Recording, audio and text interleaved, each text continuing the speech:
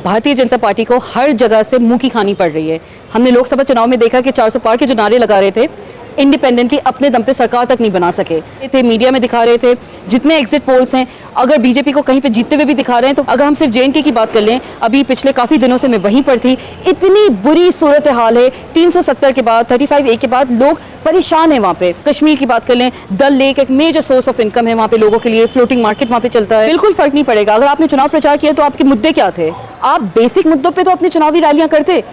आपने independent candidates जो centre है, मरकज है, बीजेपी है, उसने इतने सारे इंडिपेंडेंट कैंडिडेट्स को पैसा दे दे के बेतहाशा जो भाजपा का सफाया या फिर कहीं बिल्कुल सफाया है। हरियाणा की बात करें, मैं हरियाणा चुनाव में भी काफी दिन मौजूद थी। अग्निवीर स्कीम लाके आपने लोगों के ऊपर थोप दी, तो आप तीसरी टर्म में प्राइम मिनिस्टर बनके, प्रधानमंत्री बनके बैठे हुए हो, खुद तो आपसे आपकी सीट खाली होगी नहीं। पहलवान बेटियों को आपने जंतर मंतर पे घसीट के क्या हशर नहीं किया आपने उनके साथ। देखिए, मोदी जी का जादू ना जम्मू एंड कश्मीर में चल रहा है, ना उनका जादू हरियाणा में चल रहा है। हुदा जी किस तरीके से देख रही हैं? अभी 2 जगह चुनाव हुए, आप जम्मू कश्मीर भी आपने देखा और हरियाणा भी, दोनों के रिजल्ट आने हैं, और जहां एक तरफ भाजपा ये दावे कर रही है कि हम आ रहे हैं, वहीं कांग्रेस और इंडिया अलायंस के लोग ये कह रहे हैं कि हम जीत रहे हैं। आप कैसे देख रहे हैं? देखिए, भारतीय जनता पार्टी को हर जगह से मुंह की खानी पड़ रही है। हमने लोकसभा चुनाव में देखा कि 400 पार के जो नारे लगा रहे थे, इंडिपेंडेंटली अपने दम पे सरकार तक नहीं बना सके। पहली जो चुनाव हुए हैं लोकसभा के बाद, जो पहले विधानसभा चुनाव हुए हैं, जे.एन.के की बात कर लें, हरियाणा की बात कर लें, बीजेपी का कहीं पे कोई ना काडर मजबूत था, ना उनके कैंडिडेट्स उस तरीके से लोगों से जुड़ पाए जो वो दिखा रहे थे, मीडिया में दिखा रहे थे। जितने एग्जिट पोल्स हैं, अगर बीजेपी को कहीं पे जीतते हुए भी दिखा रहे हैं, तो वो भी कहीं ना कहीं गलत साबित होंगे, क्योंकि भारतीय जनता पार्टी ने ना हरियाणा वालों के लिए, ना जम्मू एंड कश्मीर वालों के लिए कोई काम किया। अगर हम सिर्फ जे.एन.के की बात कर लें, अभी पिछले काफ़ी दिनों से मैं वहीं पर थी, इतनी बुरी सूरत हाल है। 370 के बाद 35A के बाद लोग परेशान हैं वहाँ पे। नौकरियाँ नहीं है लोगों के पास, ड्रग्स इतना बड़ा इशू बन चुका है वहाँ पे जे.एन.के की जनता के लिए। लोग डिप्रेशन में जा रहे हैं बच्चे। नौकरियाँ नहीं दोगे तो और क्या होगा? इन बच्चों को एड्रेस करने के लिए कोई कैंपेन्स, कोई अवेयरनेस ड्राइव्स, कुछ भी नहीं चल रहा है। सड़क की बात कर ले, जम्मू में हाल फिलहाल में अभी एक किस्सा आया था कि एक दुल्हन जा रही थी अपनी बहन के साथ, उसका रोड एक्सीडेंट हुआ, पूरा परिवार की रोड पे एक्सीडेंट होकर डेथ हो गई। इतने रोड एक्सीडेंट्स हो रहे हैं। कश्मीर की बात कर लें, डल लेक एक मेजर सोर्स ऑफ इनकम है वहाँ पे लोगों के लिए, फ्लोटिंग मार्केट वहाँ पे चलता है। डल लेक से लोगों का रोज़गार चलता है। आपने डल लेक की सफाई नहीं करवाई है, परेशानी में लोगों को धकेल दिया है। बिजली के बिल इतने हाई आते हैं वहाँ पे लोगों के कि बेचारा जो गरीब मजदूर तबके का लोग जो वहाँ पे हैं, वो तो अफोर्ड ही नहीं कर पाते। लेकिन प्रधानमंत्री और भाजपा के तमाम, वो उत्तर प्रदेश के मुख्यमंत्री, तमाम लोगों ने जाकर वहाँ पर चुनाव प्रचार किया। क्या लगता है फर्क नहीं? बिल्कुल फर्क नहीं पड़ेगा। अगर आपने चुनाव प्रचार किया तो आपके मुद्दे क्या थे? आपने शिक्षा पे बात करी, गवर्नमेंट स्कूल्स एक के बाद एक वहाँ पे बंद हो रहे हैं। आप गवर्नमेंट स्कूल्स को क्लब करके एक कर रहे हो, जो बच्चे कुछ स्कूल से रिमोट एरियाज़ में, वहाँ पे ना टीचर्स आती हैं, ना ढंग से चेयर टेबल है, बच्चे जा नहीं पाते वहाँ पे स्कूल्स, माँ बाप भेज नहीं पा रहे, क्योंकि जब कोई पढ़ाने वाले ही नहीं है, बच्चों को भेज के क्या करेंगे? आप वहाँ के हेल्थ की बात कर लें, कश्मीर में सिर्फ एक स्किम्स है, एक मल्टी स्पेशलिटी हॉस्पिटल जो दूर दराज के एरिया से, कोई कुपवारा से आ रहा है, कोई बारामुल्ला से आ रहा है, जब तक वो एम्बुलेंस पकड़ के पहुंचेगा वहाँ तक, तब तक न जाने रोड पे क्या हो चुका होगा, हेल्थ की सिचुएशन क्या हो चुकी होगी। जम्मू में ले दे के बस एक एम्स है, वो भी फुली फंक्शनल नहीं है, बस उसकी OPD फंक्शनल है, बाकी कितने उसके ऐसे डिपार्टमेंट्स हैं जहाँ पे फैसिलिटी नहीं है, सुविधा नहीं है। आप बेसिक मुद्दों पे तो अपनी चुनावी रैलियां करते। भाजपा वाले जितने बड़े बड़े वहाँ पे नेता गए, आपने कोई मुद्दे की बात ही नहीं करी। आपने पूरे के पूरे कैंपेन को, पूरे के पूरे जम्मू एंड कश्मीर को पोलराइज करने की कोशिश करी। जम्मू में आपने कैंपेन करी तो आपके मुद्दे क्या थे? कि एक डोगरा CM होना चाहिए। डोगरा CM हो, कोई इसमें आपत्ति नहीं है, लेकिन आपकी सरकार जब PDP के साथ आप गठबंधन में आए थे, तब बना लेते डोगरा CM, अगर आपके लिए इतना बड़ा चुनावी मुद्दा था। मतलब लोगों को बरगलाने की कोशिश। बिल्कुल। आप कश्मीर की बात कर लें, कश्मीर में तो वैसे ही इनके पास कोई मुद्दे नहीं है। आपने इंडिपेंडेंट कैंडिडेट्स जो सेंटर है, मरकज है, बीजेपी है, उसने इतने सारे इंडिपेंडेंट कैंडिडेट्स को पैसा दे दे के बेतहाशा, पैसा दारू सब हो रहा था वहाँ पे। पैसा दारू बांटा बीजेपी ने? बिल्कुल बांटा है। मैंने पैसा तो बिल्कुल बांटा है, दारू मैंने अपने आंखों से नहीं देखा है, लेकिन जो ग्राउंड रिपोर्ट जो हमें वहाँ के लोग बता रहे थे, जो हमें वहाँ पे ग्राउंड सिचुएशन सुनने में आ रही थी, सब कुछ हुआ है। तो पैसों में लोग आगे बिके हैं ना, वोट तो डले हैं, तो यानी कि जीत तो आपने पैसा बांटा है वहाँ के कैंडिडेट्स को, इंडिपेंडेंट नए नए लोगों को उतारने के लिए, ताकि जो वहाँ की एज ओल्ड लेजेंडरी लेगेसी वाली पार्टीज हैं, उनके आप वोट शेयर काट सकें, उनको आप कमजोर कर सकें। आप चाह रहे हो, आपकी मंशा है कि एक हंग पार्लियामेंट वाली सिचुएशन हो जाए, जिसमें कोई एक पार्टी पावर में नहीं आए, फाइनली या तो LG की सरकार फिर से आ जाए, या फिर आप गठबंधन में अपनी खुद की सरकार बना लो, जिसमें अपर हैंड आप रखना चाहो। तो जनता ऑब्वियसली 370 हटने के बाद वहाँ की जनता सुरक्षित महसूस कर रही है, वहाँ पर माहौल बड़ा सुरक्षित हुआ है। जम्मू की अगर हम बात करें, जम्मू में आज भी एक्टिव इंसर्जेंसी है। एक्टिव मिलिटेंसी है। कई ऐसे इलाके हैं जहाँ पे आज भी आपको इस तरह के किस्से सुनने में आते हैं।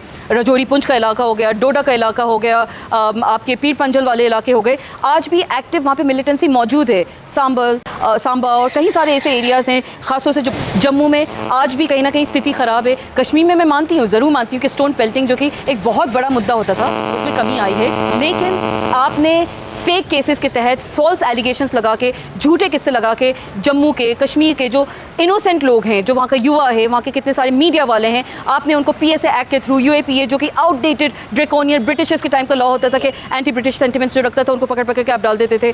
हिंदुस्तान की कितनी जेलों में ये बच्चे आज भी बंद हैं, मीडिया वाले आज भी बंद हैं। मीडिया वाले वहाँ पे ग्राउंड रिपोर्ट सही मायने में दिखाने से आज भी डरते हैं। उनको पता नहीं कि उनके ऊपर कब कोई सा भी एक्ट के तहत उनको बंद कर दिया जाए। वहाँ मतलब हरियाणा और जम्मू कश्मीर की अगर हम दोनों राज्यों की बात करें तो क्या दोनों राज्यों में भाजपा का सफाया है या फिर कहीं? बिल्कुल सफाया है। हरियाणा की बात करें, मैं हरियाणा चुनाव में भी काफ़ी दिन मौजूद थी। हरियाणा में लोग इतना परेशान हो चुके हैं भाजपा सरकार से, वहाँ पे बेसिक बेसिक मुद्दों पे आपने कोई काम नहीं किया है। अग्निवीर स्कीम लाके आपने लोगों के ऊपर थोप दी, जिसमें हरियाणा का कितना ऐसा यूथ है जो आर्मी में जाता है। वहाँ का जवान सिर्फ 4 साल के लिए महज भर्ती क्यों होना चाहेगा? आपने देश की सेवा का मौका दे रहे हैं प्रधानमंत्री मोदी जी, सिर्फ 4 साल के लिए। मतलब ज़्यादा लोग खुद तो आप तीसरी टर्म में प्राइम मिनिस्टर बन के, प्रधानमंत्री बन के बैठे हुए हो, खुद तो आपसे आपकी सीट खाली होगी नहीं। आप कहते हो जवान 4 साल भर्ती होके आए, सिर्फ आपके ऊपर जो पेंशन्स की भी कितनी सारी ऐसी कंट्रोवर्सी है। नीट का जो कंट्रोवर्शियल केस, जो कंट्रोवर्शियल इशू स्टार्ट हुआ था वो हरियाणा में ही हुआ था। वहाँ पे जो बच्चों को मार्क्स बढ़ा के उनको आगे करा जा रहा था, हरियाणा में ही सबसे पहले वो किस्सा सुनने में आया था। पहलवान बेटियों को आपने जंतर मंतर पे घसीट के क्या हशर नहीं किया आपने उनके साथ, अगेन हरियाणा में हुआ था। किसान इतनी भारी बहुमत में बॉर्डर्स पे महीनों बैठा रहा। हरियाणा का किसान भी उतनी ज़्यादा तादाद में था जितना पंजाब का किसान था, जितना यूपी से किसान आया था। तो कहीं ना कहीं आपने ना किसानों को खुश करा, ना वहाँ पे कोई जॉब क्रिएशन करी। करप्शन इस लेवल का आपने कर दिया है कि वहाँ पे पुलिस डिपार्टमेंट पे, पुलिस वालों पे ना जाने कितने करप्शन केसेस हैं। तो आम इंसान, वहाँ का जो आम नागरिक है, आम जनता है, वो कहाँ से इंसाफ पा सकेगा? मतलब हरियाणा के लोगों का जो है मुद्दा इस बार रहा किसान का हो, चाहे वो पहलवान बेटियों को, तमाम मुद्दों को देखते हुए वोट किया है। बिल्कुल। आपको लग रहा है कि सरकार इस बार बदल रही है? बिल्कुल बदल रही है। कांग्रेस वहाँ पे एक बहुत मजबूत स्थिति में है। कांग्रेस के वहाँ पे लोगों ने इतनी लोगों से जाकर कनेक्टिविटी बनाई है, और कहीं ना कहीं भाजपा का सफाया हो रहा है, पूरे मुकम्मल तौर पे सफाया हो रहा है। कितने ऐसे एग्जिट पोल जो हम मीडिया वाले, ऐसे चैनल्स जो भाजपा की तारीफ करते थकते नहीं है, वो तक ये बता रहे हैं कि कांग्रेस बड़ी स्ट्रॉन्ग स्थिति में है, कांग्रेस जीत रही है, या कांग्रेस की सीट्स बहुत ज़्यादा आ रही है। और जितनी बीजेपी की वो बता रहे हैं उतनी भी आने वाली है ही नहीं। मतलब विनेश फोगाट और बजरंग पूनिया जो है, इन लोगों ने जो मतलब कांग्रेस ज्वाइन किया, क्या इसका फर्क पड़ रहा है? यकीनन फर्क पड़ रहा है। ये लोग अपनी सीट, बिल्कुल, विनेश जी ने हिंदुस्तान का नाम पूरे इंटरनेशनल स्तर पे दुनिया के सामने किया है। ऑलमोस्ट गोल्ड मेडलिस्ट ही हम तो उनको मानते हैं। उन्होंने इतने बेसिक, जब वो उनको कोई कांग्रेस ज्वाइन करने की मंशा नहीं थी, कोई उनकी आशा नहीं थी, कोई उनका सिर्फ वो स्पोर्ट्स के बारे में बात करना चाहती थी, उस वक्त जाके आप घसीट के उसके साथ क्या हशर कर रहे थे, हाँ, कोई भी वो मंजर नहीं भूला। दिल्ली की पुलिस ने उसके साथ इस कदर बुरा सलूक किया। बेटियां, वहाँ की जो महिला तबका है वो बहुत नाराज़ है बीजेपी से। आपने कोई उनके लिए काम नहीं किया। जो वहाँ का दलित तबका है वो नाराज़ है, जो वहाँ का जाट तबका है वो नाराज़ है। हर वर्ग के लोग वहाँ पे परेशान हैं। आखिरी सवाल ले लेते हैं कि जिस तरीके से प्रधानमंत्री मोदी का जादू जो है वो हर जगह चलता है, विकसित भारत का सपना प्रधानमंत्री दिखाते हैं, तो क्या वो तमाम जादू, तमाम सपने अधूरे रह जाएंगे इस बार? देखिए, मोदी जी का जादू ना जम्मू एंड कश्मीर में चल रहा है, ना उनका जादू हरियाणा में चल रहा है। जनता हर जगह परेशान है। काम आपने कहीं पे किए नहीं है। नफरत की आप राजनीति करने से बाज आते नहीं हो। मुद्दे आपके पास कोई होते नहीं है। लोगों से आप कनेक्टिविटी बना नहीं पाते हो। इतनी सालों की एंटी इनकम्बेंसी कहीं तो बोलेगी। कश्मीर में JNK में आप 10 साल के बाद चुनाव करा रहे हो। 10 साल तक वहाँ पे जनता को रुकना पड़ा, वेट करना पड़ा अपना संवैधानिक हक, राइट टू वोट एक्सरसाइज करने के लिए। हरियाणा में 10 साल तक की आपकी एंटी इनकम्बेंसी है, जो कि इस चुनावी रिजल्ट में खूब बोलेगी। तो अगेन लोग चुप नहीं रहेंगे, अपना जवाब, और 8 अक्टूबर में इसके रिजल्ट सामने आ जाएंगे कि जनता जाहिर सी बात है अपना जवाब वोट से देती है, वोट देगी। एक ही दिन होता है जब आपका वोट और मोदी जी का वोट बिल्कुल एक बराबर होता है। और ये वोट की इतनी भारी ताकत है जो हमारे बाबा साहब अम्बेडकर जी ने संविधान में हमको दिया है। हम सब, यही हमारी कोशिश होना चाहिए हम सब की, कि एटलीस्ट भारी बहुमत में जाके जनता वोट करे।